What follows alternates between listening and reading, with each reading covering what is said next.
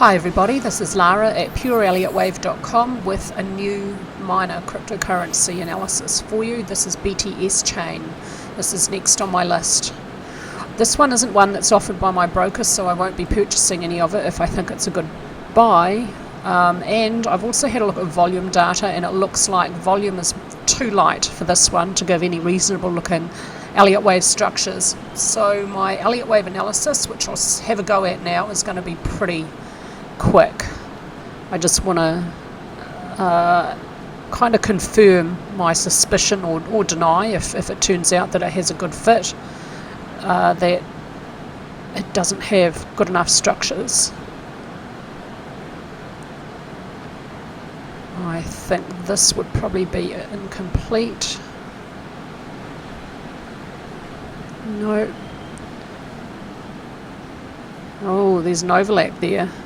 So I can't have this as 1, 2, 3, 4, because 4 overlaps 1. What about this? And this looks like if I put this here, there's going to be no overlap. But, oh yeah, that looks okay. The third wave, I'm just checking, is it the shortest? No, it's not. Okay, so I think this might be a reasonable count. And I just want to check and see if this fits as a leading diagonal. No, I put this here and this here.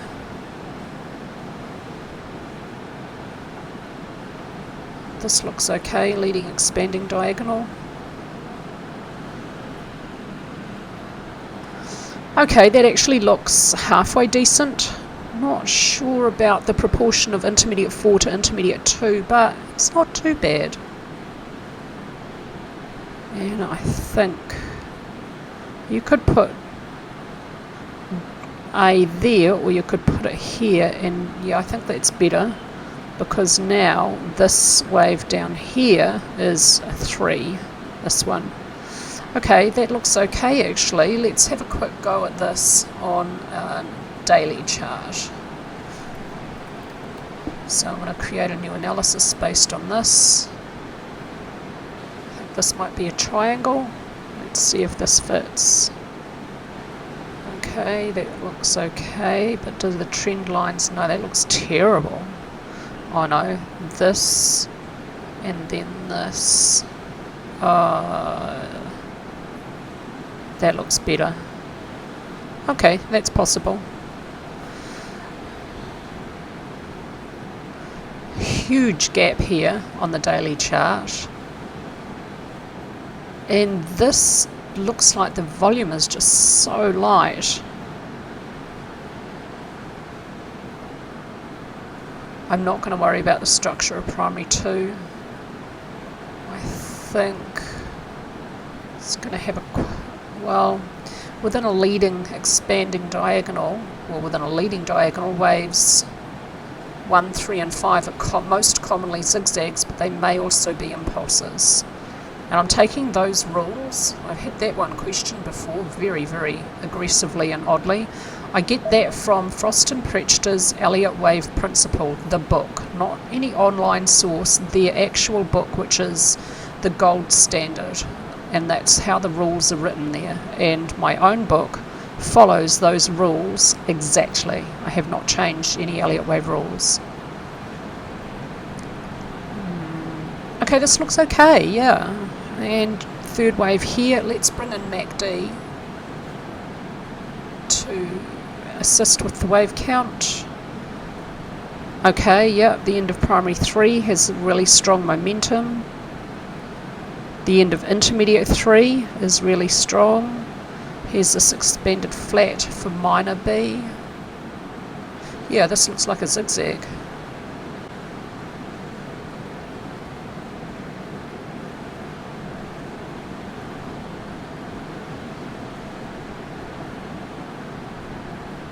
I'll put that there. So what's the low here? 0.009810, and the high here? 0.009176. There's no overlap. Motive wave is telling me that wave 4 terminates within the range of wave 2, but that's not the rule. Wave 4 may not overlap wave 1.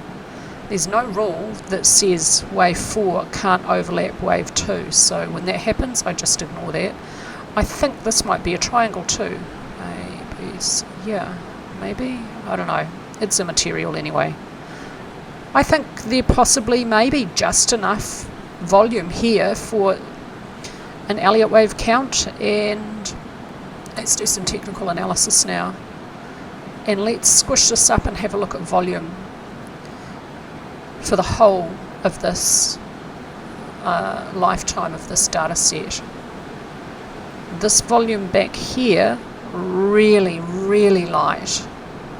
And now volume has massively increased. I think the volume now may well be adequate for reasonable looking Elliott wave analysis. Volume currently really light. This price has been moving lower and now essentially sideways. So let's bring in some horizontal lines to check support and resistance. Yeah, there's some good support here, which was price support, and previously off to the left of the chart that was resistance. So far that's holding. Is there a candlestick pattern off this last low? This looks like an extreme hammer, or a doji, with a very long lower wick. This is the opposite of a gravestone. What is this? Let me just look this up, actually. Okay. Steve Neeson. Yeah, this is a dragonfly doji, and it's a bullish candlestick reversal pattern. And then here's a bullish engulfing pattern just a couple of days later, fully engulfing at least this one and this one, and maybe these two as well. So that's quite bullish. Does it have support from volume? The bullish engulfing pattern does.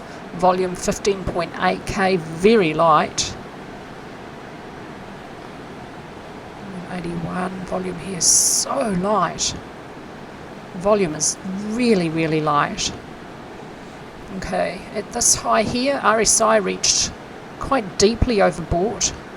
There was no bullish divergence between price and RSI.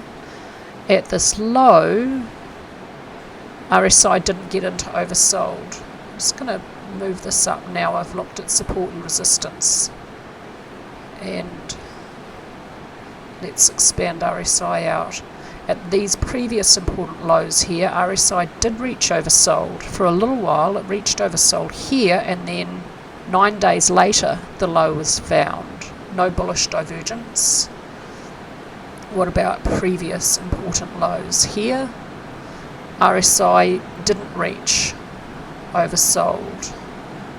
Don't know if there's going to be any divergence here. What's the closing price here? 30196. And the closing price here, 30163. Yeah, there is bullish divergence. RSI fails to make a lower low, price makes a lower low on a closing basis. Okay, so what's happening now with RSI? Well, still plenty of room for price to fall, although now ADX is telling us there's now an upward trend. It didn't actually catch up with this downward trend throughout it. ADX, let's expand ADX out. ADX has been declining from this high back here. The previous upward trend reaches extreme here. Consolidation, upward trend again, reaches very extreme. And now it's been declining throughout this whole downward movement and didn't actually catch up with that trend change, but now it's indicating there's again an upward trend, which has quite a reasonable distance to go before it will get as extreme as it can get for this market. Let's just grab a trend line here, so about 65 back there for ADX. ATR has been flattening off as price falls. What's it doing now? Let's expand this out and have a look at ATR, starting to very slowly rise as price comes off low. And stochastic's neutral, and RSI still neutral. It looks like there has been a trend change back to the upside. I'd be probably about 80% confident on that one. Like I said earlier at the start of this video, this is not one that I can purchase. My broker doesn't offer it, does not offer it, and I really just want to stick with one broker to make life easy. But if I could purchase it, I think I would chuck just a little bit of money at this and just hang on to that for a few years and see what happens. It's an attractive price, it's at a relatively low level and possibly very close to a sustainable low. So to finish a fifth wave, and for these cryptocurrencies, it's the fifth wave that tends to be longest and strongest. Particularly a fifth wave within a third wave, but a fifth wave of a first wave. Okay, that's it. That's all from me with an update for BTS chain, and I hope to have the time tomorrow to give you a new market analysis. Thank you so much for watching if you made it through to the end, and as always, thank you so much for all of your support, subscribers and commenters on the YouTube channel, and most especially to all of my membership at pureelliottwave.com.